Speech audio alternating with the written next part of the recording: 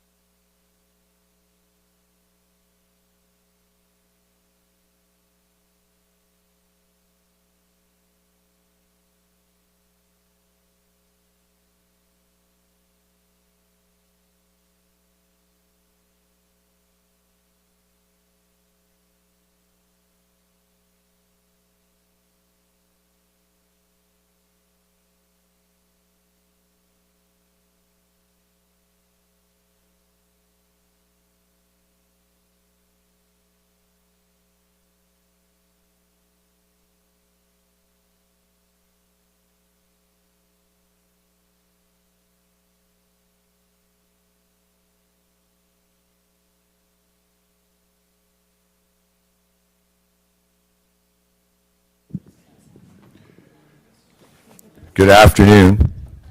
Have we started recording? We will wait to hear from June. Are we recording? Okay, I'm just asking if it's on. Is it recording?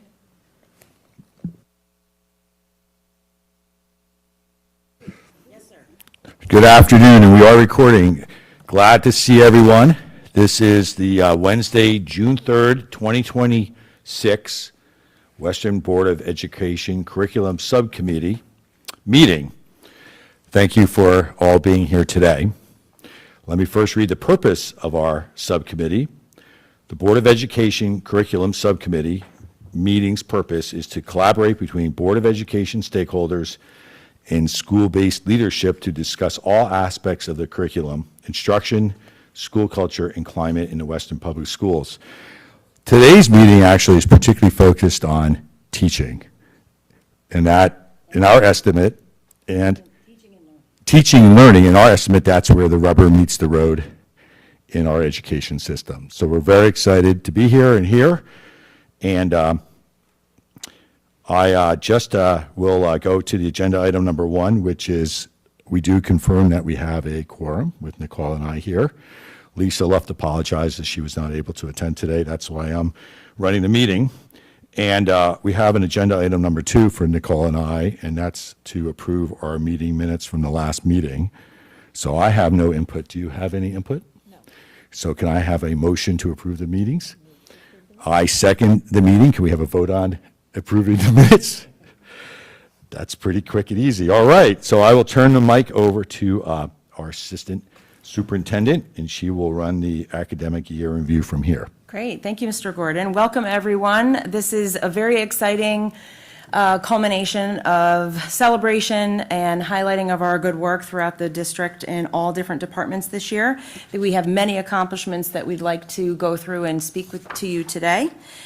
This is our academic year in review, as we call it every year, where every department gets to come together to highlight their areas of focus that are aligned to our district and school improvement plans, as well as talk about some areas that they learned from based on their work this year, or their takeaways, as we call it. And then as we think ahead, what are some of those proposed next steps that drive some of our district and school improvement work moving forward?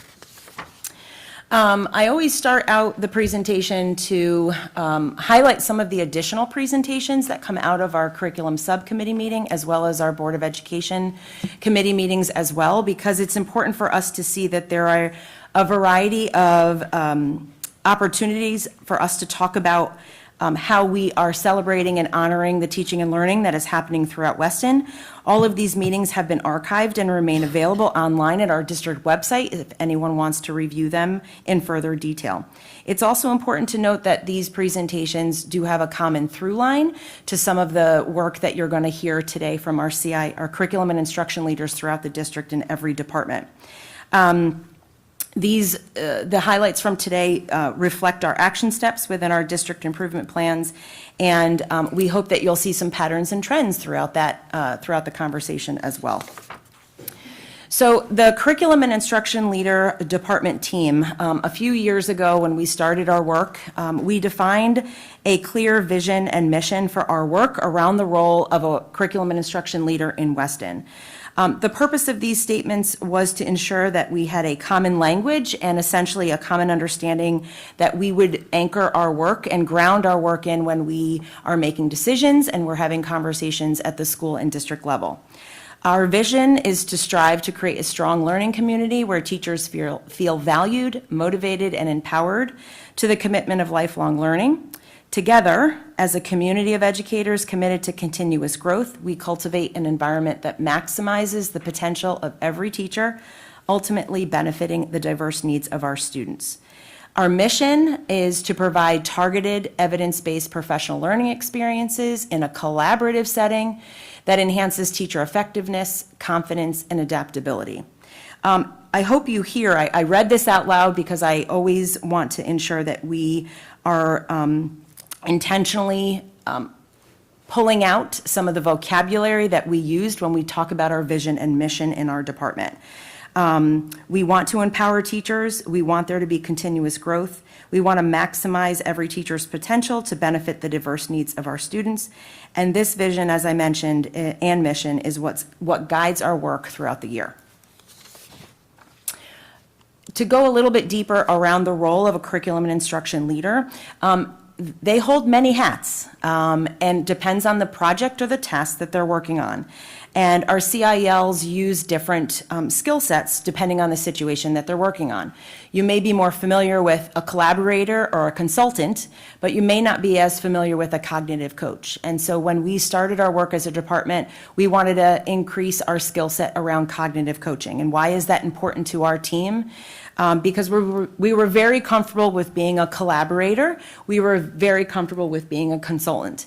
But in the cognitive coaching lens, it's an opportunity for us to support metacognition of teachers, to help them build their capacity, think about their thinking, and help them make decisions independently without us.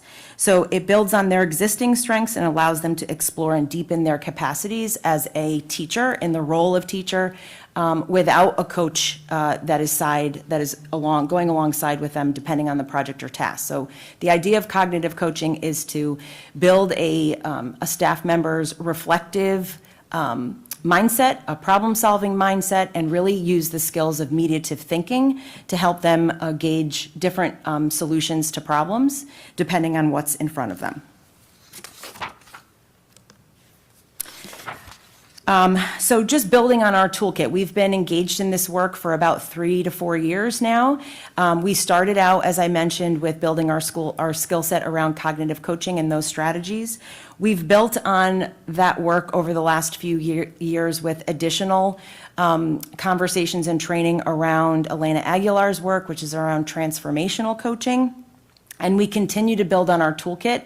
Every year, we add an additional layer to our work, and next year, we're going to be focusing on adding in Hess's work, which is around Webb's depth of knowledge, and thinking about rigorous thinking and collaborative thinking in the classrooms, and how do we help support teachers and students drive that work from lower levels of cognition to higher and deeper levels of cognition over time.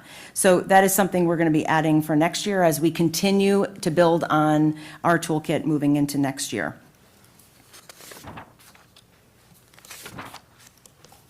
Oop, too fast. So our district team is here today, and we have 12 curriculum and instruction leaders to support our departments throughout the district. And we are here within this meeting to celebrate all the great accomplishments across the district. This team is really committed to the staff, the students, and the work to advance teaching and learning and the learning experiences for all students in Weston. We're fortunate, very fortunate to have this team, and we appreciate the board for supporting these roles every year, and really committed to the work that is necessary to drive excellence around teaching and learning and curriculum and instruction. These individuals support our building leadership and teacher teams towards continuous growth, improving and aligning our district and school goals. Our CILs are unique, and they are experts in high-quality, evidence-based instructional practices. They take on an active role in designing meaningful professional development for our staff. They facilitate and lead our curriculum teams throughout the school year and over the summer. And they serve as mentors and role models for all of us. I learn a lot from them, and we are constantly seeking to refine our craft and remain at the forefront of educational research and advancements. So the first part of our academic year in review today is going to be led by each one of our curriculum and instruction leaders. They are going to guide you through and talk through some of the high leverage focus areas that they felt have returned the greatest return on investment of their work this school year. They're going to talk about some of those areas as areas of celebration and maybe some lessons that they've learned. This year, we've added a new section, which is some statistics that you might not normally see within district or school improvement plans. So that's the year in numbers. And then finally, what are our next steps as we move forward? From there, we will then take a break, and we will engage in a gallery walk with some of the artifacts that each department has brought to connect what they speak about on their departments today, but actually see it in action from a teacher and/or student lens. We will also encourage everyone to engage in dialogue around some further questions that they may have after each CIL presents. So if you need to take notes as they're talking, that's encouraged. But we just respectfully ask that you wait until this part of the presentation is done and we complete the gallery walk, and then we'll do a Q&A at the end and do a debrief as well. Okay, so I am going to transition to our first curriculum and instruction leader, which is Mary Faith Zangi. She is our curriculum and instruction leader for K-12 physical education and health. Hello, as Dr. Henkel said, my name is Mary Faith Zangi, and I am the K-12 PE Health and Curriculum Instructional Leader. I'd like to take this opportunity. Is this working? Sorry, there we go. There we go. I would like to take this opportunity to provide an update on the important and significant work completed by the K-12 Physical Education and Health Department related to curriculum development and revisions. As a department, we are committed to ensuring that every student graduates with the knowledge, skills, and confidence needed to make informed, healthy decisions throughout their lives. Over the past 2 years, our department's primary focus has been on the redesign of our K-12 health curriculum.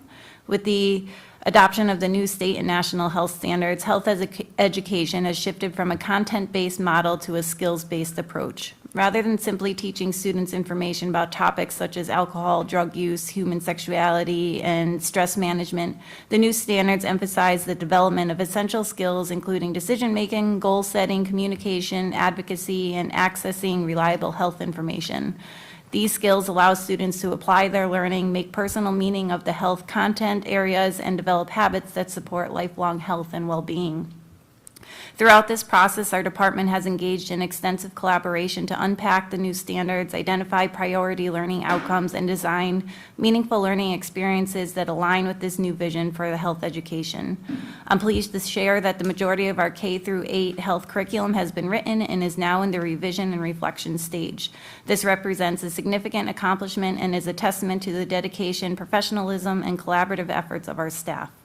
Another major area of focus has been at the high school level. Our team has been working to redesign the health and physical education course sequence to better meet the needs of the students and provide greater continuity in instruction. Under the current model, students participate in multiple short segments of health and physical education throughout their 4 years at high school to earn the required graduation credits. However, in December, during the curriculum subcommittee, the board approved a new course model that will provide students with the opportunity to complete a Health 1, Health 2, and Physical Education 1 and 2 course during their high school experience. This change will create a more coherent progression of learning, strengthening curriculum alignment, and provide students with greater flexibility when selecting courses. Most importantly, it will allow for deeper learning experiences and more consistent instruction across the grade levels. As we look ahead to next year, our work will continue in 2 key areas. First, we will complete the writing and revision of the high school health and physical education curriculum to align with the new course structure. Second, our K-8 team will begin the process of revising the physical education curriculum to align with the 2024 Shape America national standards. This work will ensure that our physical education program continues to provide students with meaningful opportunities to develop movement competencies, personal responsibility, and the knowledge and skills necessary to lead active, healthy lives after they graduate from Weston High School. I am so proud of the progress our department has made this year. As you can see in the year-end numbers, we've had a lot of successes in the amount of curriculum we've written. We have 350 students at the high school level who have completed the CPR assessment so that, God forbid, there is ever anything that happened, they can step in, and we've actually had students who have had to use this in real life. And we've had 17 students participate in a unified physical education program that was approved for this year, where typical peers and students with disabilities all work together in one class to support the physical fitness. I am very proud of our progress of our department that they've made. Curriculum development is a complex work that requires collaboration, reflection, and a shared commitment to student success. Thanks to the dedication of our teachers, we've built a strong foundation that will continue to benefit our students for years to come. Thank you for your continued support of the health and physical education in our district, and I'm happy to answer any questions during part 2 of our meeting today. At this point, I'm going to be handing the microphone to Andrea Noble, who will be speaking to you about literacy and ELA. Thank you. Just to pause for a second, we are not moving on to each one of the individual slides after. This is a repeat of what's in the 4 boxes of the poster. But we can, if it's easier to see the text on the slides, we can always move it over instead of looking at the poster. We're never sure exactly which slide to show in this setting because sometimes the text is so small here. So we then copy and paste it in the next 2 slides. So any suggestion, but we'll go with what we started with, which was on the poster. Andrea? Sounds good. Hi, my name is Andrea Noble, and I am the curriculum instructional leader for reading, writing, and social studies kindergarten through 2nd grade. At Hurlbut this year, we've continued to implement a number of enhancements to our curriculum and have been able to tie some new social studies curriculum units with some ELA curriculum units in ARC. So this will be part of a 2-parter with social studies. I'll go into greater detail when we talk about social studies. Most importantly, this year, we have done a lot of Tier 1 collaborative plans with our classroom teachers. So when students qualify for MTSS, which is the multi-tier system of support for intervention, those students end up qualifying for those interventions based on benchmark data. There are some kids that sometimes are cuspy, and they don't really need an intervention, but we also don't want to just leave it to happenstance that they may continue to make adequate growth and progress. So I meet with every single classroom teacher to discuss a Tier 1 targeted plan with those students based on their benchmark data and the growth and progress that they're making. We have progress monitoring probes that we implement with our teacher that they make sure that those students are continuing to demonstrate adequate growth and progress. And then after a 4 to 6 week period, we come back together and we discuss how those students are doing. You will see from our year in numbers that we have significantly decreased the number of students who have been exited from intervention, but we also have decreased the number of students who have needed interventions when those next benchmarks have come around. So that's really strengthened a lot of the Tier 1 instruction within that classroom setting and has made a significant impact on our overall school data. Tiny little bit of a teaser because I'm in the middle of doing our end of the year data collection. But in the fall of 2025, we had 91% of our 1st grade students performing at or above benchmark on their DIBELS assessments. As of now, we are up to 96%. So 96% of all of our 1st grade students are performing on all of their early literacy screening measures at or above benchmark, 96%. So even though we started off really strong, we're not kind of saying, you know what, that's good enough. We are constantly reflecting on what we're doing and responding to our students that are in front of us to make sure that we are meeting their needs. Our MTSS data team meetings have grown to include both our MLL teacher, because we have MLL students, and they come with a wealth of knowledge that we need to make sure is included in these conversations that we have about student growth. We also have collaborative data team meetings that both include reading, math, as well as SEL this year. So we're including the social emotional aspect of learning in how we're making sure that we're supporting our students. This year, I usually do parent workshops in the fall. This year, I decided to break off kindergarten workshops so that we can go into a lot more detail of how to support our parents of students who are just coming to school for the first time. And it was a very hands-on activity, so they got to play with the manipulatives that we use when we're working on phonological awareness. And it was a wonderful opportunity not only for our parents to grow their knowledge of early foundational skills that lead to reading acquisition, but it also provided them with an opportunity to learn ways in which they can support their students at home when they're working with them or reading with them after school and in the evenings. I will pass it over to Alex now.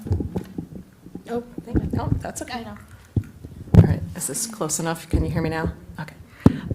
So I'm Alex Bluestein, and I want to just carry on a lot of what Andrea spoke to.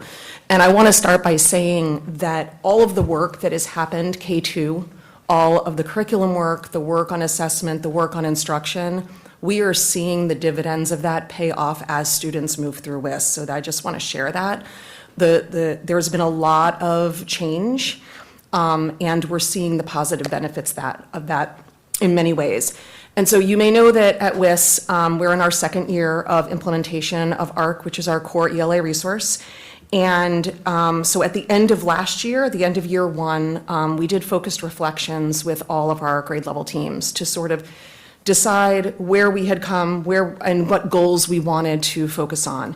And so by and large, across grade levels, the two strongest goals that came forward were that teachers wanted to work on stronger use of assessment data within both our curriculum-based measures and our universal screening data, and to leverage that to focus on more rigorous small group instruction.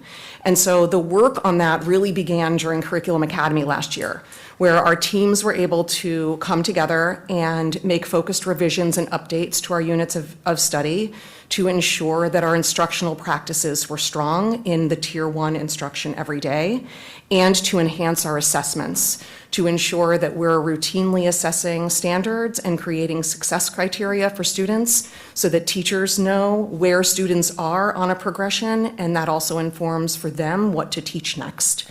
So that work, in turn, during the school year this year, led to some really strong collaboration with grade level teams to engage in cycles of evaluating data. So curriculum data, universal screening data, to evaluate student achievement and growth toward grade level standards, while also designing strong small group instruction. This routine collaboration was super successful, and I mean, students made a lot of growth this year. I won't get into the weeds there, but we're very proud. And also importantly, our teachers felt like they grew quite a bit. I'm just going through our end of year reflections again right now so that we can look at where we are toward the goals that we set. So what did we do to get where we are, and what do we still need to do next year? Where are we shooting the trajectory for now? Another focus this year was to enhance our use of writing progressions and instruction to ensure that we are teaching the standards. The writing standards are rigorous, they're intense, and the kids are capable. I have some samples of student writing that back there to share with you, to ensure that we're using our writing rubrics and standards and progressions not only for our own use, but with students as well. I also want to echo the work during our MTSS data teams. All of this work threads through our work on our multi-tiered systems of support. So when students are in need of more support with literacy, we engage in data teams every 6 to 8 weeks with classroom teachers, with our MLL teachers, with interventionists, so that we can measure student growth, ensure growth is sufficient, set new goals, discuss strategies, provide the classroom teacher with instructional strategies and a focus and progress monitoring in the classroom. That has yielded huge results for us this year, and we look forward to continuing that next year, while also, again, digging deeper into the needs of our multilingual learners. So next year, our ARC is updating their materials in 3 through 5 to include more focused instruction related to grammar, mechanics, and advanced word study. So a focus of our work will be all the ways that we integrate these updates into our units of study, into our small group instruction, and how we're assessing those skills as well. We also look forward to, as I just said, enhancing our work for multilingual learners, and I think just continuing the work, becoming stronger, better, all the time, every day. And so we're very proud of the work that we did this year, and we have focused next steps that we look forward to engaging in. The work is never complete. So with that, I will pass it on to Amy Holmes, who will speak about the middle school and high school work. Good afternoon, everyone. Again, I'm Amy Holmes. I'm the Curriculum Instructional Leader for ELA, grades 6 through 12, and I am incredibly proud to share the tremendous progress and rigorous work taking place within our secondary literacy ELA program. Our 6 through 12 English Language Arts Department has focused thoughtfully and strategically on building student capacity for advanced textual analysis, critical writing, and real-world synthesis and applications.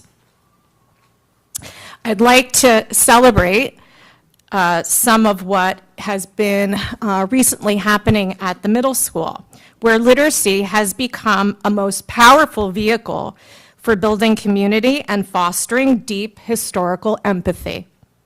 This year, we achieved a remarkable milestone by uniting 500 student and teacher readers in our One School, One Book initiative.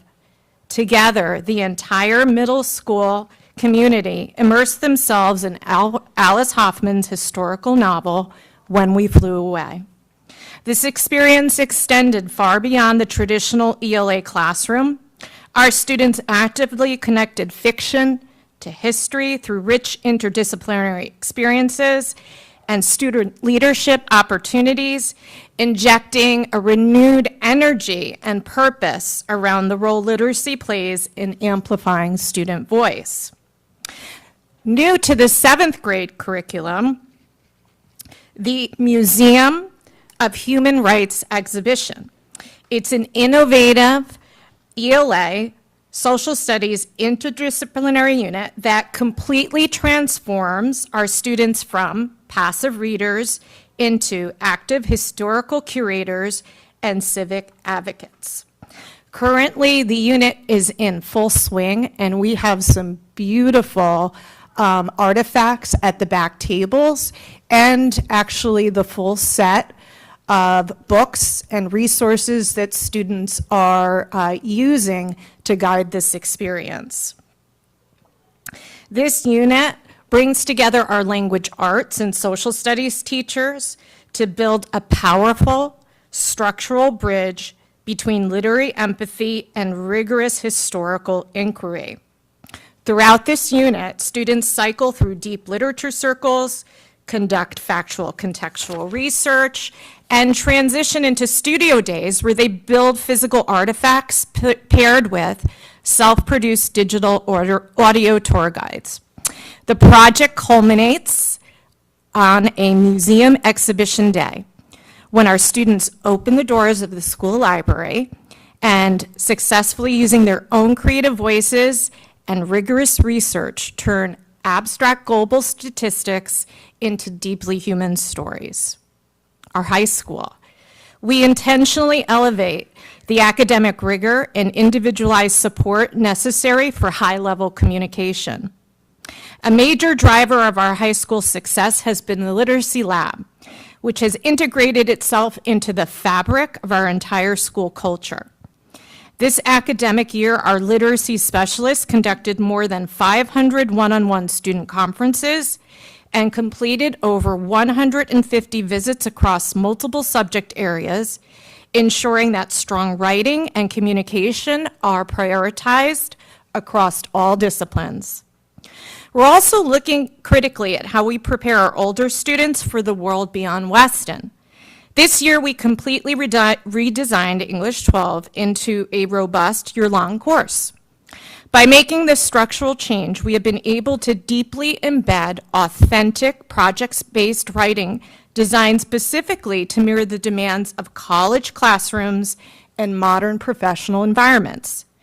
Our seniors no longer just writing standard essays, they are engaging in complex self-directed research, real-world communication styles will give them a distinct advantage the moment they graduate.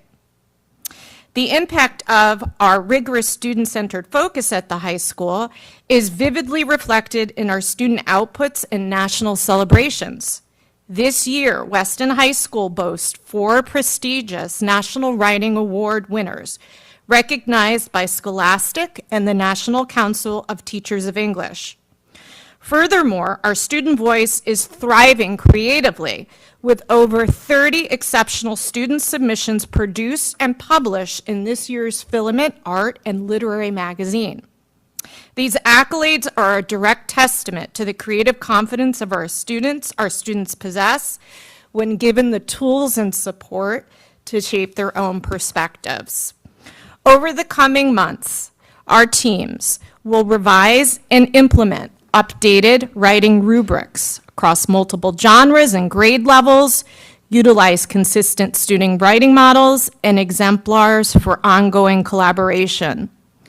We, as an interdisciplinary ELA and social studies team, humanities team, are really invested in exploring the role of AI in writing and learning. And our goal really is to teach students how to use these tools responsibly, not as a replacement for critical thinking, but as a means to enhance inquiry and to strengthen revision opportunities. As technology evolves, our teachers are committed to preparing our students to be skilled communicators and thoughtful AI users. I'm going to pass it back to Andrea.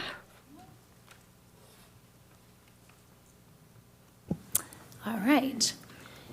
During last June's Summer Curriculum Academy, we had the opportunity to create a draft of 3 curricular units in kindergarten, first grade, and second grade. In the fall of 2025, we implemented these units of study for social studies, making sure that inclusive in social studies are marginalized populations such as Indigenous people, Hispanic Americans, Native American, well, Indigenous people are Native Americans, women, African American people of descent, as well as Hispanic Americans. So we're really starting to make sure that we are intentionally embedding instruction to include marginalized populations starting in kindergarten and working our way through that so that all of our students see themselves within our curriculum. One of the big findings for our first grade kids were they had no idea that Indigenous people still live today. They're like, wait, they're still around? They had no idea. So, it's a 6-year-old mindset, right? They think that that happened in the past. So there's a lot of learning that's happening with our students. Over the course of the year, as each unit was implemented, we had, once we've completed the rollout and implementation of the unit, we had time to reflect and modify and make adjustments to each of the curricular units so that by the May 21st PD that we had this spring, we were able to do that revision process with the 3rd unit in every grade level. So each of our social studies units for next year are ready to be rolled out and implemented. Of course, we will continue to further revise and refine those units, but we are really very pleased with what we've been able to accomplish together. Hello. So our social studies journey at WIS is in revision. Last year, we really at Curriculum Academy, we focused on updating and revising our 5th grade units because 5th grade has got a significant amount of content and they teach it all year. This year, 5th grade focused on implementing those units, and we also focused on strong assessments that are tied to the standards. A highlight was that our 5th graders once again participated in Connecticut's Kid Governor program. We did that as a vote-only school this year, and in April, a few of our 5th grade teachers met to again revise and enhance the social studies units so that in the fall, we will be participating as a nominate and vote school. So we're very excited about this. It means that a member of our WIS community could very well end up as a finalist at the state for Connecticut's Kid Governor, so that's very exciting. 3rd and 4th grade began their revisions of their units of study in alignment with the updated social studies frameworks and standards. That work was done in April and is ongoing. So we sought to ensure that all the standards were being taught as they should. Connecticut is the focus in 3rd grade, history, economy, geography. 4th grade focuses on the United States regions. So again, history, geography, economy, environment, all of those components.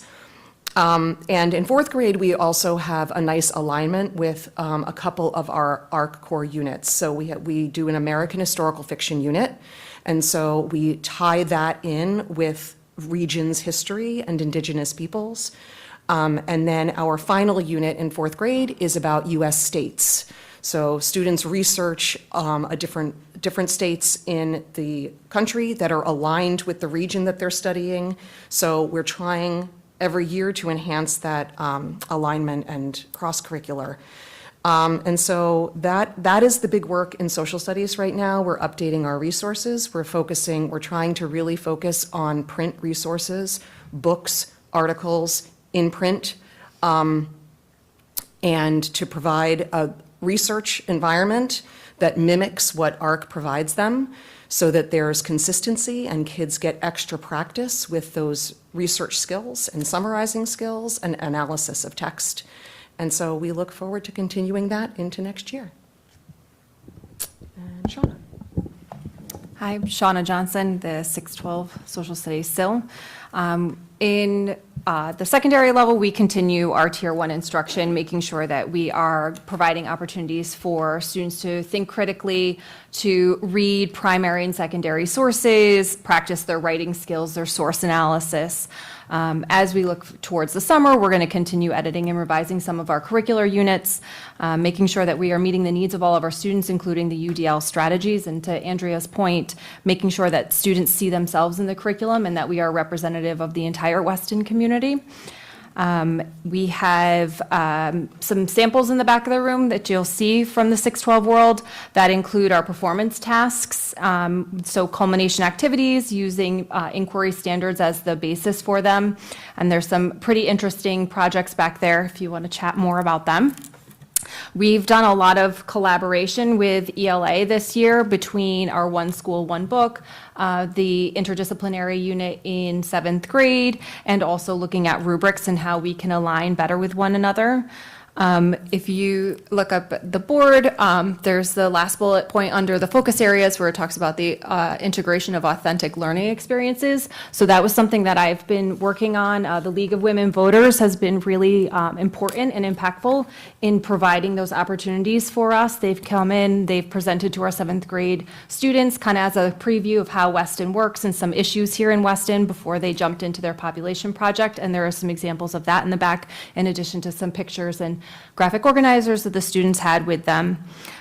In the back, you'll also see stuff for Anne Frank, our traveling exhibit, which we couldn't have done without the support of the PTOs at the middle school and the high school. We had every student in grades 6 through 12 have the opportunity to pass through our exhibit and to have a docent-led tour. So we had 20 of our students trained to give these tours, and beyond just learning about the information, our docents gained a lot of public speaking experience and a lot of really great firsthand experience on audiences. So in school, often we tell the kids to write for your audience, but how do you define audience? And so they would come back after giving a 6th grade tour or a 9th grade tour and talk about, oh, I noticed that the kids weren't really paying attention, or they didn't really get something, or I changed how I spoke, I changed what stories I told, I changed what information I gave them based off of the students in front of them. So it was really great to kind of see them work through that and problem solve and have that real life experience. There's a lot of information back there on our One School, One Book, including a VR headset, which is not turned on, but every middle schooler did have the opportunity to tour the Anne Frank house, and Dr. Henkel also toured the house prior to coming to the exhibit. So Amy and I worked really closely and a lot on providing the middle school with the opportunities for learning prior to coming to the exhibit, because we know that they don't necessarily have the instruction the way they do at the high school because it's built into our curriculum up there. There's a GeoJam picture up here, so we do GeoJam every year. We have our winner. And there's pictures of our 9th grade interdisciplinary field trip between science and social studies. So we go to New Haven, we go to the Peabody, and we go to the Yale Art Museum and the British Art Gallery. And they had an exhibit on imperialism and how you see that through art. And there's an example of our 9th grade symposium, which we invited families to come in and see all of our projects where the kids really had to dive into those 21st century skills to explore the Industrial Revolution and its impacts. So I'm going to pass it on to Kelly, who's going to talk about math. Hello, I'm Kelly Del Vecchio. I'm the K-2 Math Curriculum and Science Instructional Leader. I have the pleasure of sharing a lot of good news with our focus and our areas of celebration. Our major focus over the past few years has been through the implementation of our new core resources, both in kindergarten and then all the way first through 8th grade, which has been wonderful. The success of both programs has been very evident in any moment in math that you might walk into any room. We've seen an increase in student engagement. At the core of mathematics is problem solving, and when you walk into these classrooms, the kids are doing the work, they're doing the thinking, they're communicating using tremendous amounts of math language, which is a huge shift, and they are confident. I can tell you that just witnessing in all the end of the year assessing that we've been doing, walking into these classrooms, you just felt the energy and you felt the confidence, and you watched our littlest learners look at a problem, reread a problem, try something on their paper, try something else on their paper, and really put thought and effort into everything that they were doing. And spoiler alert, to great results as well. So that's been great. Equally as important in their success, though, has been a mindset of growing from our mistakes, and that's what grows our brain. And not just celebrating getting to the right answer, but really celebrating what it is to be a problem solver and to have strategies and to have confidence and to be able to work through our work. And I always say that our student success it's all like a big snowball, because it's our student success. It's coming from the tremendous amount of work that our teachers put into implementing a new resource and doing it with a lot of commitment and energy and newness, and really embracing a real big flip on our whole curriculum model, being problem-based. So that was a big shift for all of our teachers, and they did a wonderful job with our students. And it goes to a lot of support from our administration. We've had a lot of really targeted professional development time with our teachers at individual grade levels all through the whole trajectory. And this time has been purposeful and really focused on certain moves that we've noticed the teachers are using and we've noticed the students are using. So that has been wonderful, which leads to the vertical articulation that we have really taken to new heights this year. We have a core resource that travels through the grade levels, that now we are no longer saying, well, at my school, at my school, at my school, and now we're using this and we're seeing the students rolling through the grade levels and showing what they're knowing. It's taking it to really heightened new levels in my eyes. Andrea spoke about MTSS, and not only in the math department are we working on the consistency, but across subject areas. Andrea and I have worked tightly together, as Alex and James and Riley and Amy, and we've all made this a very consistent process through the school system and through the subject areas, which has made this process very solid in the sense of the enhancements that are happening and the developments that are happening at the 6-12 level as well. We've received a lot of positive feedback with our parent workshops that we continue to have every year. They're really important for us to have collaborative conversations, connecting with the community, looking at the vision of mathematicians in Weston, and that's something that we look forward to sharing about our vision for going forward. And we also want to support the development of math at home. So these workshops have been highly attended, and the feedback has been wonderful. And it's really been nice to have teachers and parents and everyone who's part of the team engage in the same conversations. So we've had a wonderful implementation, and we are ready to keep moving forward from there. I'm going to turn it over to James. I'm James Bruni, Math CIL at WIS, and leave it to the math people to put math in numbers for you, right? By the way, we will be asking you to do some calculations, and we'll be checking them for various strategies and consistency and accuracy, so just kidding. So to go through the numbers, the Math SILs hosted a total of 38 professional development sessions this year. Those sessions range from things like unpacking units to specific professional learning on instruction routines, to enhancing our curriculum instruction and assessment overall, right? We've also included some opportunities for challenge for our students in math. We really want to harness that and continue to have students excel. So we had 78 students participate in both the AMC and Math Kangaroo challenges this year. Additionally, we had 50 students participate in the Math Olympiad. Just to speak to the AMC quickly, we had 2 fifth-grade students receive the Young Student Certificate of Achievement for the AMC, which is fantastic. And we also had 3 students qualify to take the AIM test, which is the subsequent test after the AMC. At WIS, we had a student who took the Math Kangaroo test who finished first ranked in the nation. So it was something we're very proud of, very happy to be offering this to students.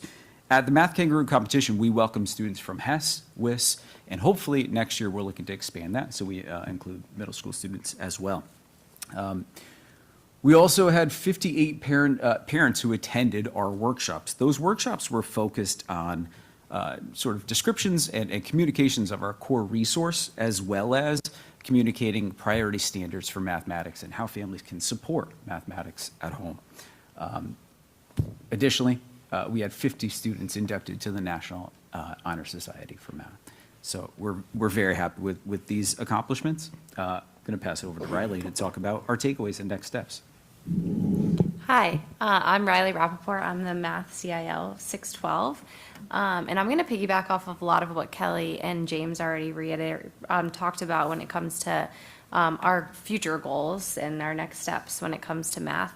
And one thing we talk about a lot is really what's our goal of building a mathematician as they go through at Weston. And we know we want them to learn the content and we want them to be able to do well on these assessments we're talking about. But we also want to build students' confident and ability to problem solve, to be precise, to persevere through problems and recognize patterns. And all of that goes to the math practice standards.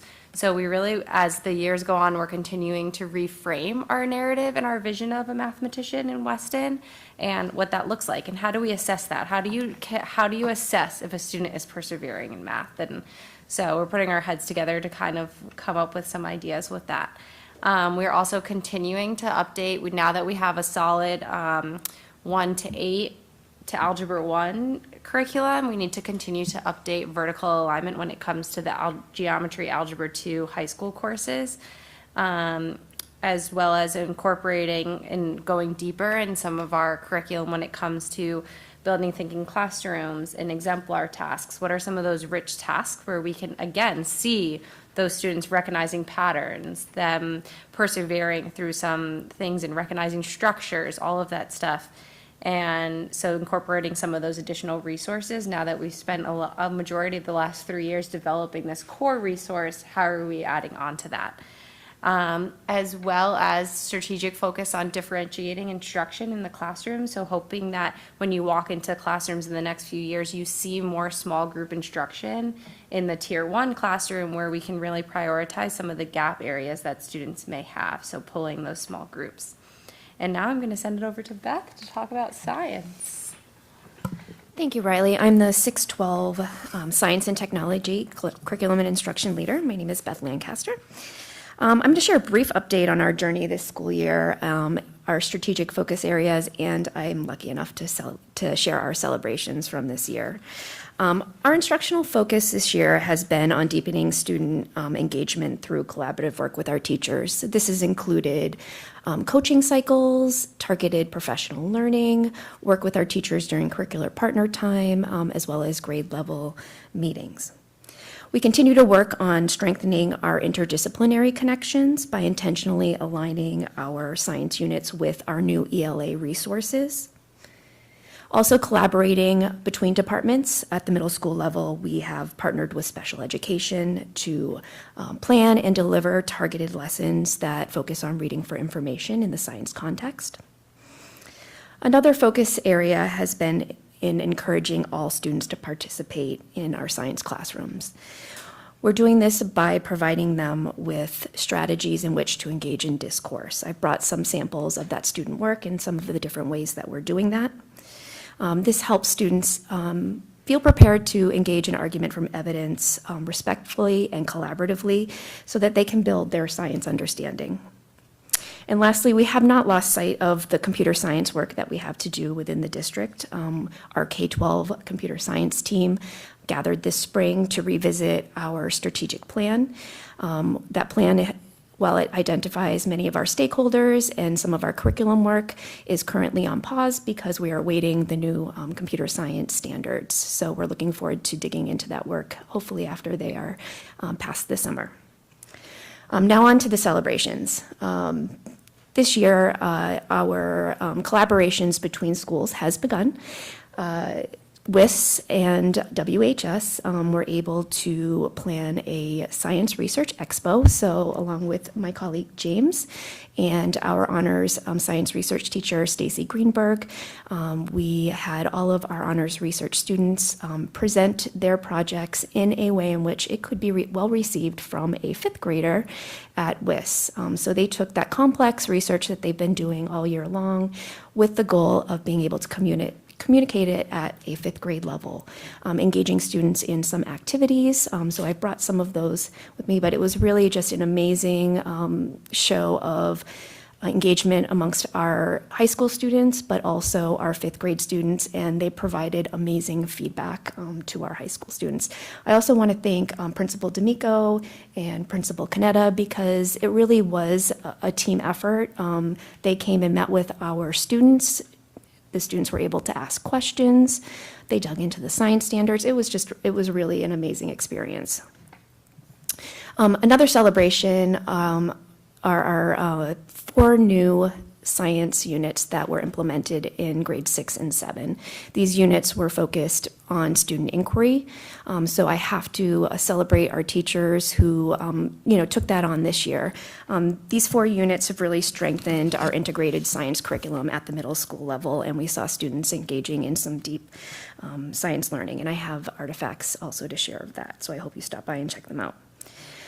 At the high school this year, we were able to turn that student-centered inquiry into an experience where our environmental science students engaged in a field trip where they collected data that was directly reported to the state. This started with actually applying for a collection permit from the state so that we could sample a local stream. And then the students identified all the organisms they found and reported that directly to our state bank. This year, I'm so excited that James, Kelly, and I have been able to collaborate a bit more at the K-12, so really looking at how can we vertically team, what does that student-centered inquiry look like. We were able to engage in a professional learning experience along with Dr. Hinkle this year, where we assumed the role of students. So really seeing what does it look and it feel like, and how can we support our teachers in making this happen in our classroom. So we're looking forward to that future work as well. And at the state level, our computer science, our library media specialists, and other members of our computer science team were able to represent the district at the State Computer Science Forum. This allowed us to provide some feedback on the state's, on the action plan for computer science and have a sense of how we are going to be able to support that work, but also be supported in that work. I'm going to pass it over to Kelly, who is going to share our year in numbers.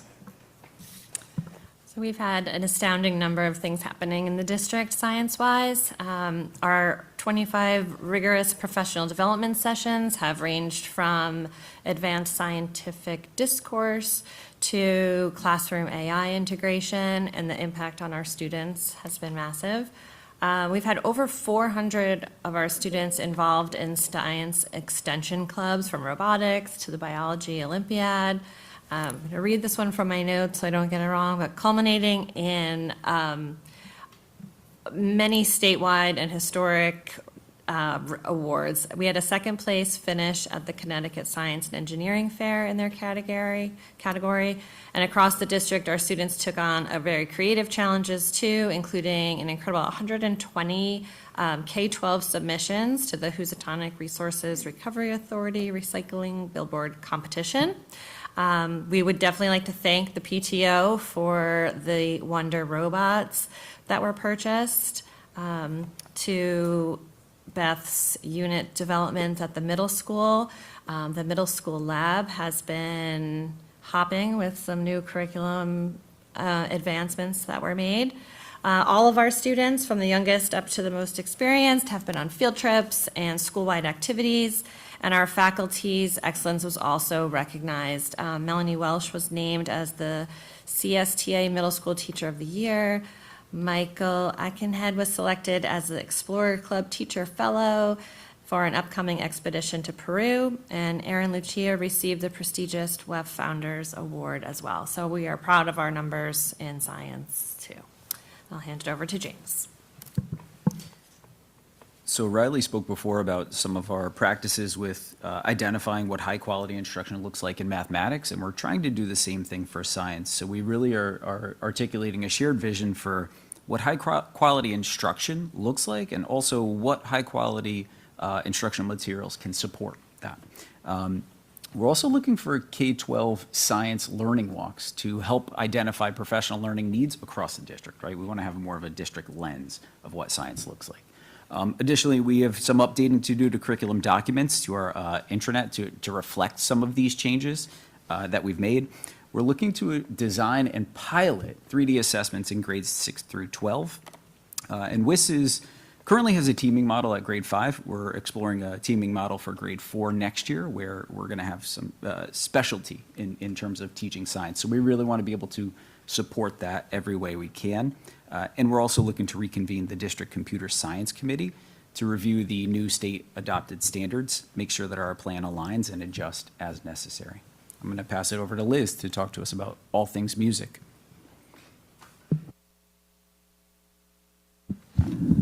Hi, I'm Liz Boris. I'm the K-12 Music Curriculum Instructional Leader and the District Theater Arts Coordinator. As a department leader, much of my focus this year has been the continued support of our district's newest teachers. We have a third of our staff that is just in our second year, in their second year here, in our elementary strings, our secondary orchestra, and at our high school in the band program. Our Weston Music continues to be a high-level performing program, and our expectations for excellence require continuous reflection on practice, coupled with instructional strategies specific to music learning and rehearsal technique. So we've been able to bring them into the fold on some of that, what we do here. Our K-5 focus remains on music literacy in the continued implementation of a revised scope and sequence that's utilizing our new resources that we have been using for sequential music literacy lessons. In addition to that, at our secondary level, we made some curricular revisions and implemented in our digital music courses. So our 7th grade music lab and 8th grade music technology classes are now semester, so we needed to change some of the units and the media components in those. And our high school digital music production and music industry course sequences were updated with changes to industry standards. And I anticipate that will be a continuing theme in digital music as we keep going through with the use of AI and other things that are coming into our work. As we continue to focus on student engagement in the ensembles, our common rubrics for ensemble citizenship in grades 4 through 12 were revised and implemented.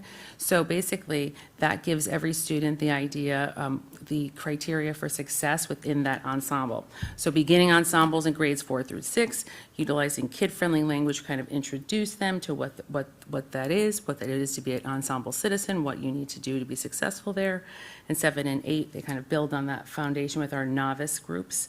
And then at the high school level, with our intermediate and proficient groups, we kind of release responsibility to the ensemble members. Basically, if you've ever been in a group project with somebody and you want to make sure that everybody's doing their part, this is how we know. I'm doing my part. I'm not doing my part. Right? So that's the update on that one. Okay, so moving forward, our areas of celebration and our year end number, we're going to kind of bring those together. Many of our musical performances and accomplishments were really within the theme of collaboration with various school and community partners. Our music groups are a very important part of our school and community events.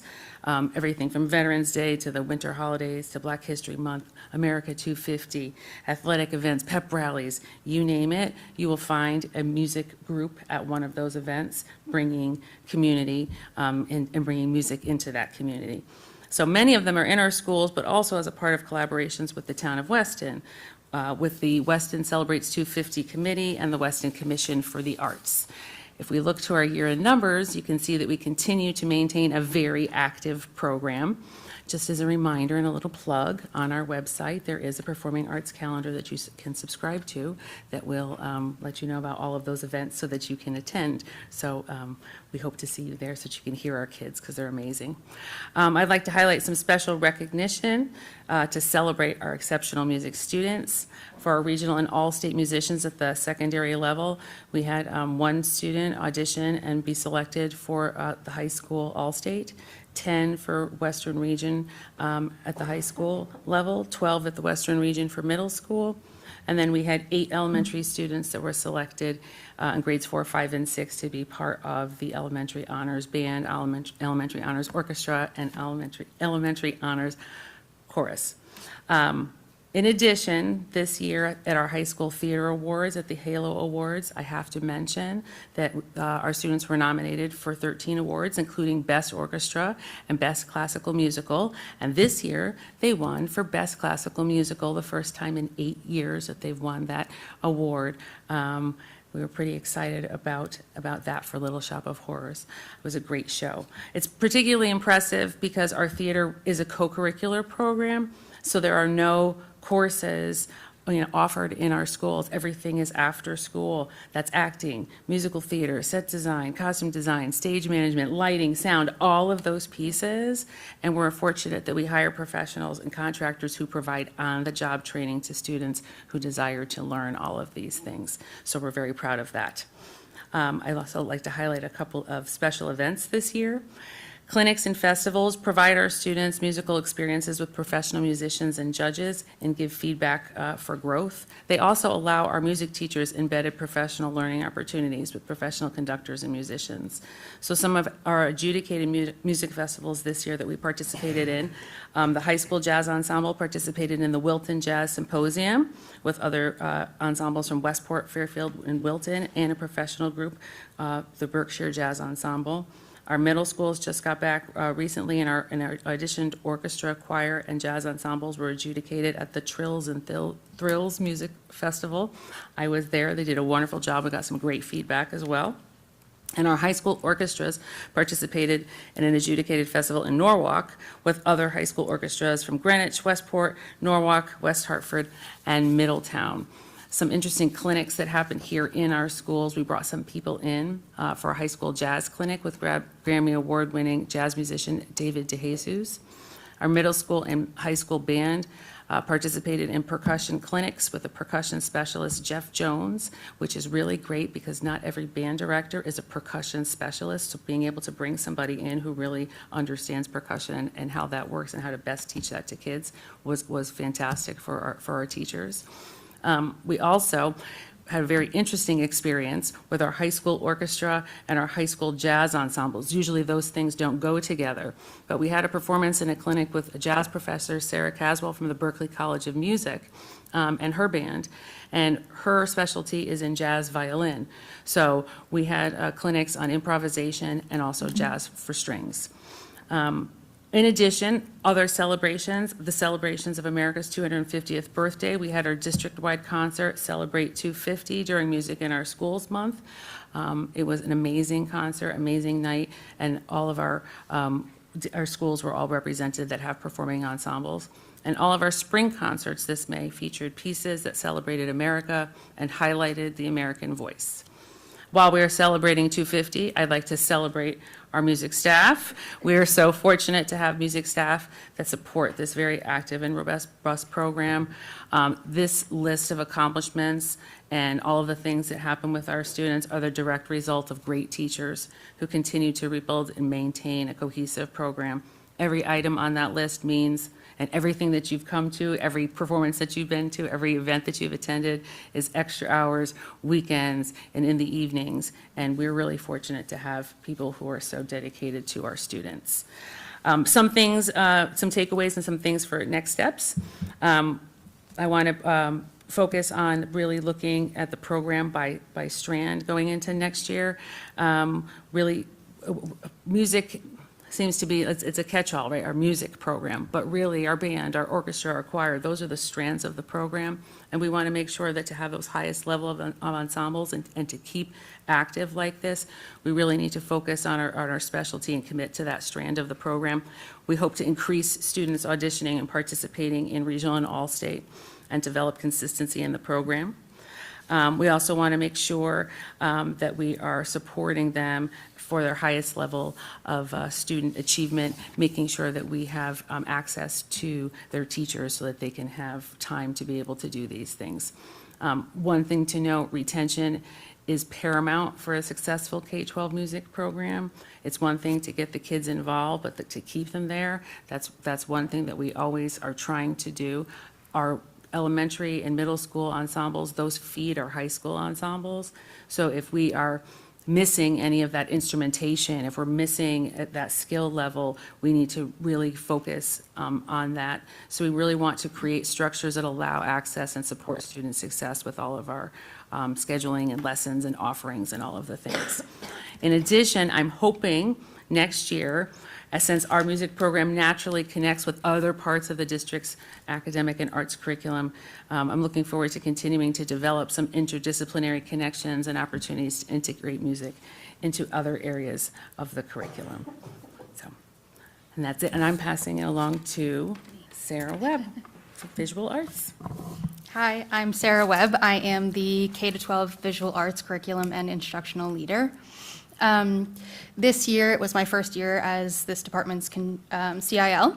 And for me, it was important that we focus on our vertical alignment from K-12 curriculum and really thinking about the ways that even at the lowest elementary level in kindergarten, how their instruction influences their art journey all the way through high school.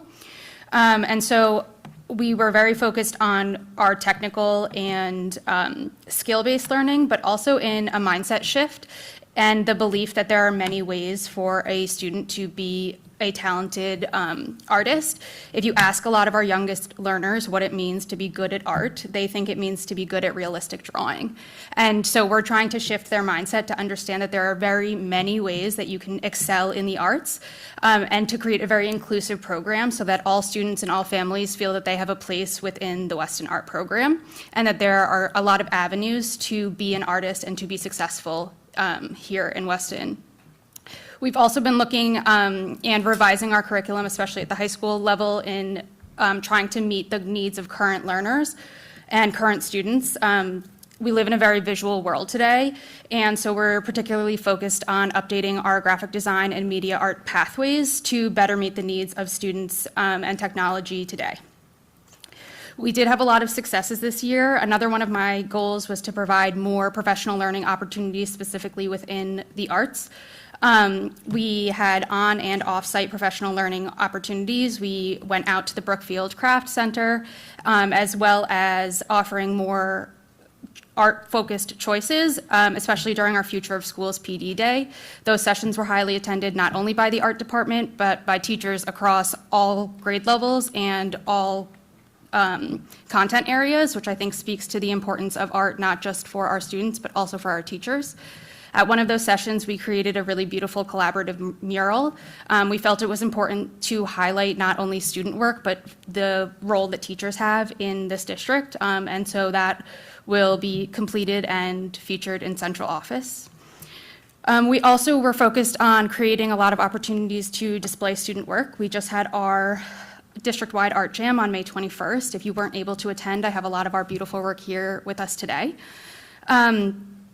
We also collaborated with the Weston Historical Society for Weston 250.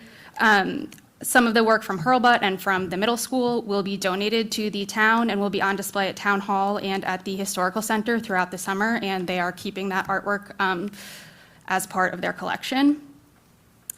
We had 4 high school student awards and honors. One of our large accomplishments was one of our seniors was chosen out of 80,000 submissions to be part of the AP Studio Art exhibit.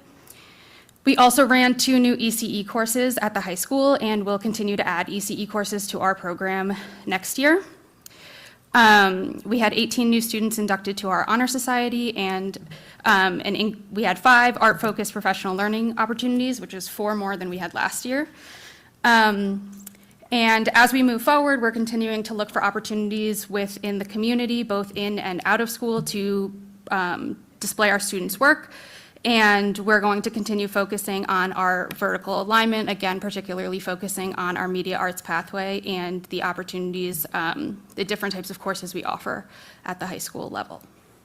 Overall, we did have a really successful year, a really successful art jam, and our students, especially since I've started, it's my second year at Hurlbut, we've really been overhauling the curriculum to create that strong foundation that we hope will carry through all the way to the high school level, and we're continuing to focus on enrollment numbers and engagement at the high school level next year. So we had a great year, and we hope to have another one next year. I am passing it on to Mercedes to talk to you about world language. Hello, everyone. I'm Mercedes Fernandez, Curriculum and Instruction Leader for World Languages K-12 and Multilingual Learners. This year, our World Language Department focused on 3 major priority areas: updating curricula in identified high-priority courses, revising benchmark assessments across all languages and levels, and expanding opportunities for students to deepen their understanding of the products, practices, and perspectives of the target cultures. We are proud to celebrate significant progress in each of these areas. First, student engagement with world cultures increased meaningfully through experiences both inside and outside of the classroom. Weston High School students organized our annual World Language Festival for students in grades 8 through 12. Students utilized the World Language Support Center, attended music and dance performances, engaged with guest speakers, completed volunteer opportunities, and took part in enrichment activities throughout the year. These experiences help bring language learning to life and strengthen students' appreciation for cultural diversity. In curriculum and assessment development, our department accomplished substantial work during the Summer Curriculum Academy and throughout the academic year. I would like to take this opportunity to thank all of the staff members, and I think I can speak on behalf of all the CILs. We wouldn't be able to do all of this work without the teachers' commitment during their spring breaks or during their summer breaks. 10 courses were updated, including newly designed courses in French, Latin, and Spanish. We also created new and revised benchmark assessments across languages and levels to better align with learning goals and student needs. One exciting addition was a new ECE course in Latin classical mythology at Weston High School. Our students' achievements continue to reflect the strengths of our programming. This year, 670 Spanish students in grades 5 through 12 attended the Hispanic flamenco ballet performances.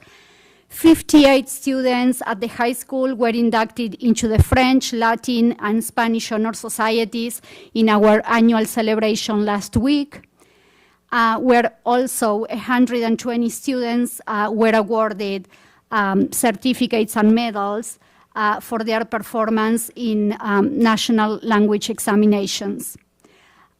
Actually, 2 students received a platinum plaque for scoring perfect scores in those examinations. And 72 students are graduating with the Seal of Biliteracy this year, recognizing their high levels of proficiency in multiple languages. This is an impressive number and a testament to the strong language programs in our district. As we look ahead, our next steps remain centered on growth and access. We will continue expanding opportunities for students to become empathetic learners who appreciate and understand cultural diversity through rich units of study, events, field trips, and immersive cultural experiences. We will also continue updating priority curricula through the Summer Curriculum Academy, including courses in French, Latin, and Spanish. And finally, we aim to strengthen programming and support to our multilingual learners through our multi-tier systems of support. Together, these efforts reflect our ongoing commitment to preparing students not only as language learners, but as global-minded citizens. Thank you all for your continued support, and now I will turn it over back to Dr. Henkel, who will speak about the next phase of our meeting. Thank you, Mercedes, and thank you, everyone. As you heard, there's an amazing amount of hard work, coordination across the district, and I am so glad that we added that year in numbers, because while I know that there's a lot of work going on, when you actually reflect and name it, there's so much more than I could have imagined in some of your presentations. So kudos to all of you and all the hard work that you've put in this school year. We'd like to take the next 30 minutes to engage in an opportunity not to just tell you about the work, but to show you about the work, which is the most exciting part, in my opinion, of this presentation.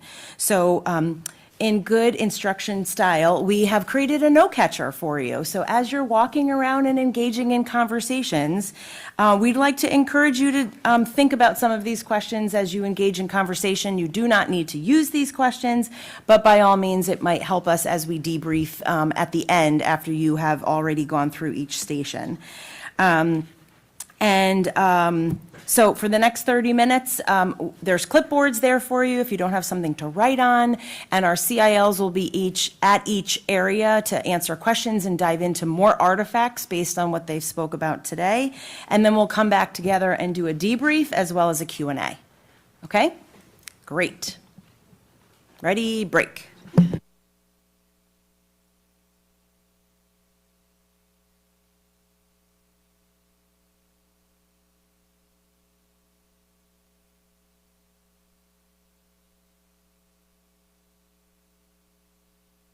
It's like a kid at a candy store here. Where do I go first?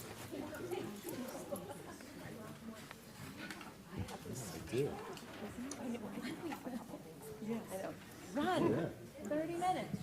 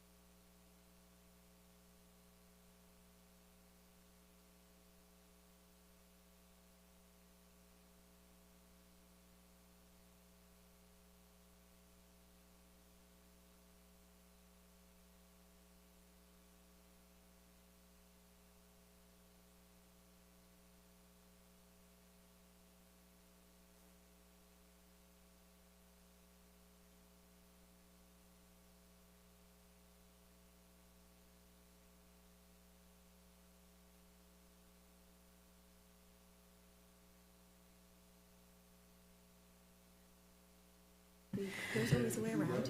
We'll figure it out. Thank you.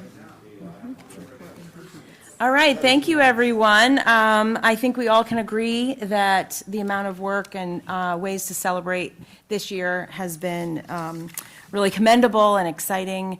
And we had some side conversations about how we can further celebrate and honor some of this work by distributing it out through the community and through some of our newsletters so that we can continue kind of demonstrating and showing all the great things that are happening with our teachers and with our students across the district. So I want to give all of you a huge shout out and say thank you so much for all your hard work and dedication this year, every year. But I'd like to open it up to any member of the board to give us give us your thoughts, your reflections. What did you notice? What are some things that you really resonated with you as you were having conversations and walking through? And if you have any questions for any one of our team.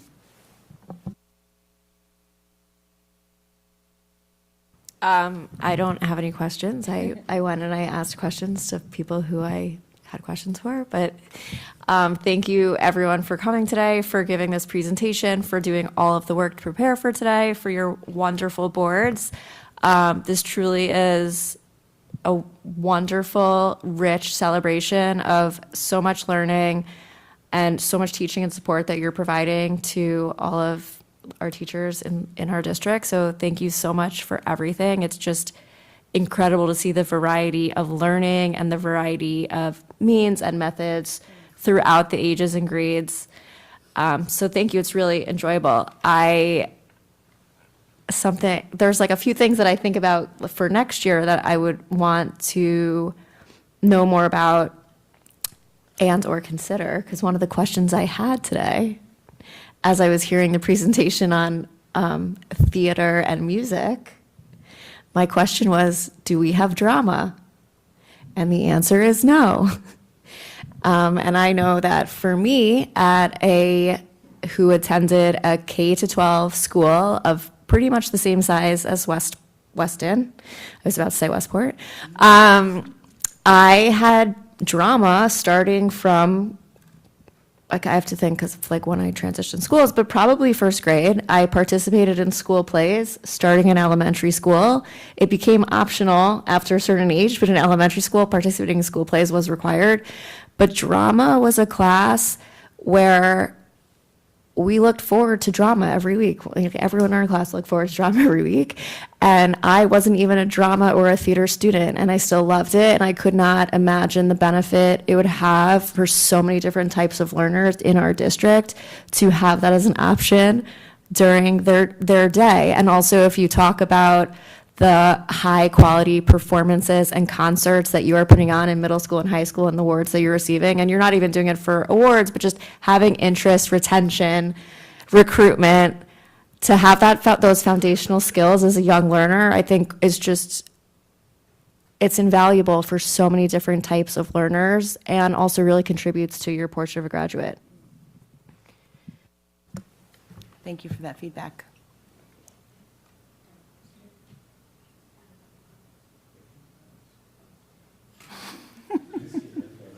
Supposed to do what I'm being told here. I want to thank Nicole for all her comments because she's said it more clearly than I can with a cold. But thank you for all your work all year long and the impact and the way you leverage the teacher's skills. It's just amazing. Can't speak to drama, I don't disagree, but I've never experienced it. I was just random things struck me. Our community support, when you're talking about the one book, one school, I'm going, well, why doesn't the Board of Ed do that? And they go, well, because you're never going to need 500 copies of a book again, necessarily, so I get it. But anyway, just to be able to have that support in lots of different subject areas, and I'm sure you have all experienced that. I love that the kids are doing the work. I think Erica calls it the cognitive lift. So when you talk about the honors research project and needing to do your own research and then try to explain it to a fifth grader, it's like very cool. And then you shared the science notebooks, where kids are handwriting their notebook and their questions and their observations. And then, of course, just how incredibly just amazing achievement across the board, and just being able to say that 44% of our graduating class has a seal of biliteracy is astounding. And then I'm so glad to hear that the math program is sinking in a way that the parents are better understanding it, the teachers are, getting used to the methodology, and that's yielding great results. And then the reading, reading is always a push-pull, but it sounds, again, like Weston has found a program in terms of the science of reading piece, but without losing the comprehension piece, and so that you're able to see stronger readers come through, but not at the expense of the thinking part. So anyway, congratulations all around. Thank you. And I'm so sorry I missed the arts. I just didn't get there. Thanks, Deb. Spoken like a true literacy teacher. Sorry. Couldn't resist. I have to buy time because I'm waiting for a handwritten manifesto. Is it done? Oh, here it is. You could ask either question. Or both, whatever you feel. So question one uses a term I don't understand, but we were very good with the literacy and social studies still. It is, how can we insulate our kids from becoming AI subcognitive? And do we have a definition for subcognitive that everyone understands? I don't have one. I do, because Thank I you. experience it as a professional adult. I don't know if I'm capturing what you're referring to, but I often, as an adult, am reading email exchanges that were just produced by AI, one AI person to another AI person, and there's really no original writing in it whatsoever, and just really AI structured paragraphs. Is that what you mean? Subcognitive also implies we erode our kids' abilities to problem solve, perform real-time synthesis, essentially perform cognition. Right. Because they have relied on other forces to inform. Yes, as a Okay, professional. I think is that our summer curriculum? Well, I think. Agenda item? Always, of course, there's always opportunities to improve. I think that part of the work and the beauty of this academic year in review is to demonstrate the student work that is grounded in critical thinking and tasks that don't rely on technology at all. And I think we have been engaging in dialogue and conversations around why we purchase certain materials or resources to help leverage critical thinking, problem solving, and authentic opportunities for kids to think independently. And we are always looking to enhance those resources in our curriculum. But I think today, and in particular, were some really great opportunities to show how our kids are thinking, applying, and transferring what they're learning from content to application in various settings that I think we pride ourselves on in Weston, and while still kind of highlighting the reality that we need to also embrace the evolving aspects of technology so that we can teach our kids to be ethical and responsible and know that it doesn't replace the human interaction or the human brain and the human ability to complete tasks independent of those tools. So yes, and.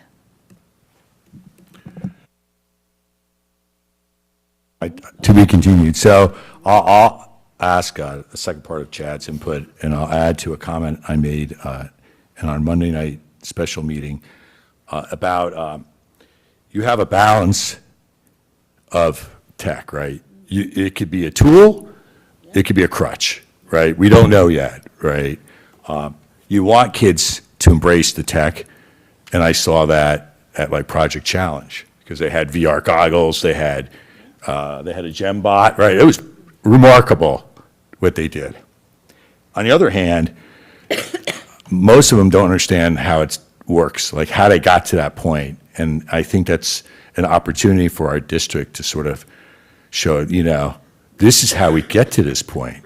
Because that's actually going to be the career differentiator. If you can understand how we get to these points to use these tools, you're actually way ahead of the curve. And it could be in the arts, it could be in music. It's not limited to science, right? Which is a good thing to use it for. I mean, across the board. So in my day job, I see the future. I have a very unique day job. I actually work for a company to put quantum computing in your palm, right? I monetize photons. I don't even know what that means, but I do it. Like I don't even know what I'm talking about half the time, but I do it well because I got taught in school to network and think on my feet, right? But the point is that the kids are facing a future of robotics and drones and automation on the factory line, automation in law and finance, and I think getting ahead of that curve is really where Chad's question is coming from, so they could be proactive in sort of self-determination. In a sense, they don't become enslaved to the technology. So that's sort of the challenge for all of us, and particularly for the SILs, because they're the ones that are thinking, how do I get the teaching capability in place? You call it scaffolding or capacity. These are words that I don't use in my day job, but I get it, right? So they can sit there and get the kids ahead of the curve. Did I sort of ask? Thank you. I was also really pleased to see the science notebooks in middle school because as somebody who engaged in that type of learning over 20 years ago, I truly did not know if students in middle school use notebooks anymore. So that was reassuring, and I hope that that's more pervasive than just on that table. We agree. Any other questions before we close? I have 2 more slides. The next steps. So do you want to do that for a minute and then I'll adjourn? Yes. There you So I just wanted to always take the opportunity to first and foremost say thank you to the board for your support. All of these resources, the time to speak about curriculum development could not happen without every year coming back to the table to support the requests that make this teaching and learning and the work that the CILs oversee and manage without your continuous support, financial support every school year. One in particular is, as we look ahead, the Summer Curriculum Academy. We've been running the Summer Curriculum Academy for 4 years. Well, is this my 4th year? 4th year, going into my 4th year. And just wanted to give you a quick update, as I do every year, regarding some of the structural changes around our Summer Curriculum Academy because our school year ends so late this year. So with the support of Superintendent Forty, we actually started writing curriculum and revising curriculum already during the April break. We had volunteer teachers that volunteered time to actually start updating and revising and designing units of study and assessments based on specific content areas across the district. And we're going to continue that work in the last couple days of June that we have to close out the school year. And so thank you again for all your continued support around that. Yes, and so then I'll turn it over to Superintendent Forty, please. Before you close out, it looks like you have a final slide here. Go ahead. But I just would like to say one thing. First of all, thank you, Tina, because this is an incredible team of very high-level educators who understand the importance of a viable curriculum matched with coherent assessments and doing the hard work of getting the students to do the cognitive lift, but also being more flexible in their thinking, Sarah Webb, while embracing the friction that comes with learning. And that is not an easy job. But the people around this table have captured that here today. And they would not be able to do their work without the guidance and leadership of you and the support and the relentless time and dedication that you give to them as well. You're a visionary in this area, and we are very fortunate to have you in this role, leading this work and leading this team and assisting and supporting our principals who are also incredible and sort of monitoring it in their buildings. So thank you for continuing to create a really strong culture around problem solving and coming from a solutions-based lens. You're welcome. Yes. Okay, great. So this quote, we pulled this quote out. Thank you so much. That was very sweet. This quote really resonates with us. It's actually taken out of our transformational coaching text that we've been anchoring our work this year from Elena Aguilar, and it really speaks to our vision and mission and our work that we are intentionally developing together over the last 4 years. We believe that meaningful transformation begins with people who believe things can be better and who are willing to do the work together.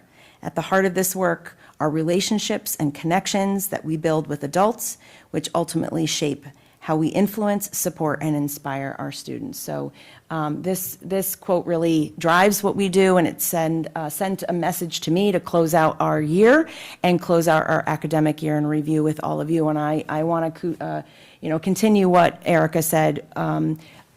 I can't be the leader for you without you doing your work and being the support system that I know I need throughout the school year as well. So I also want to thank you all because I learned so much from you. We're always learning together, and that really is what makes this work so special. And it's the people around the job that make the job so great. So I just want to also say thank you to all of you. Just one final piece of speaking about relationships before we leave today and close our school year out is that I would like to take a moment in public section to recognize and honor Andrea Noble as she prepares to retire after an extraordinary 35-year career in education, during which nearly 25 of those years were spent in Weston Public Schools.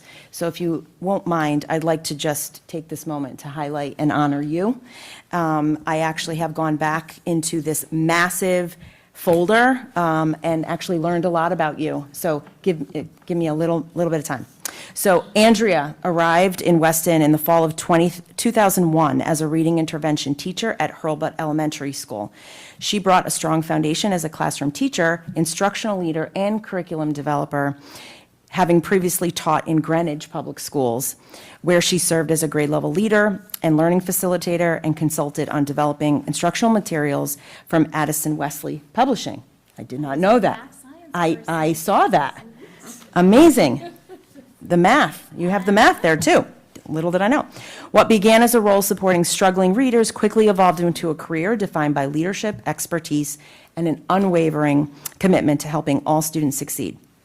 For 8 years, Andrea served as a reading specialist at Hurlbut, leading literacy initiatives, mentoring teachers, developing intervention systems, presenting professional learning opportunities, and helping to establish practices that continue to shape instruction even today. In 2009, Andrea stepped into the role of curriculum and instruction leader for language arts and social studies, a position she has held in that role since 2009. In that role, she became an advocate for students, a coach and mentor for teachers, a presenter at regional conferences, a leader of curriculum renewal efforts, a steward of instructional excellence, and a trusted colleague whose influence extended far beyond anyone or in the classroom or school. She helped design and coordinate K-8 language arts and social studies programs, guided curriculum revisions, led professional development again, supported assessment and intervention systems, mentored new teachers, and served on countless committees dedicated to improving teaching and learning across Weston. Along the way, Andrea, I learned a lot, was recognized as Weston Public Schools Teacher of the Year, an honor that reflected so many of us that we already knew. Her impact on students and colleagues and the profession was profound. As I also was reading her file, I can do this now because you're retiring, so I get to just tell everybody what it says in there. As I was preparing for today, I had the opportunity to read one of Andrea's earliest evaluations from her first year in Weston. What struck me was not only how glowing the evaluation was, but how accurately it describes the educator that she still is today. In June of 2002, here's what it said. Mrs. Noble is a reflective educator who certainly understands how student performance impacts teaching. She is commended for her ability to analyze the why in her teaching. She uses data collected to plan her lessons, develop flexible groups, and improve student learning. She also uses student observation to confirm student growth. The balance of both teaching strategies is powerful. There were so many wonderful comments through the evaluation, but I chose this one because it really captured something essential about you, Andrea. For nearly 25 years, Andrea has never wavered from her dedication to students, her commitment to supporting teachers, and her belief in the importance of teaching and learning. She has always sought to understand the why. She has always focused on what students need. She always approaches her work thoughtfully, collaboratively, and with a relentless commitment to helping grow others. This is remarkable to think about the amount of time that Andrea has spent in Weston, and her career is simply, is just so consistent over the last 25 years here. What she was in 2002 is what I know of her in 2026. In another section of that same evaluation, not done yet, her administrator wrote that Andrea was a contributing team member and an asset to all the staff, and praised her enthusiasm for teaching and sincere appreciation for each child. Those words ring true today. Andrea, your impact on Weston Public Schools extends far beyond the lessons you taught, the curriculum you developed, or the professional learning you facilitated. Your legacy lives in the countless students whose lives you've influenced, the teachers you mentored, the leaders you supported, and the culture of learning you helped build. On behalf of the CIL team, the Weston Public Schools Administration, the Board of Education, your colleagues, and the generations of students and families you have served, thank you for your dedication, your leadership, your expertise, and your friendship. We're grateful for everything you've given to the Weston Public Schools, and we wish you nothing but happiness, health, adventure, and fulfillment in this next chapter. Congratulations on a remarkable career and a well-earned retirement. We have cake and a card and a gift.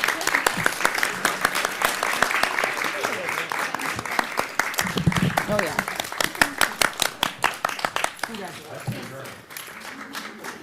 Okay, now you have to adjourn. I'm sorry, you have to adjourn. We have to yes. adjourn to get to the cake, right? Yes, please, I'm sorry. So those well-spoken. I move to adjourn our June 3rd, 2025 Board of Ed, June 2026 Board of Ed, it says 2025 here, Curriculum Subcommittee. May I have a second? Second. Do I have a vote on the yes? Yes. Let's eat cake. Congratulations.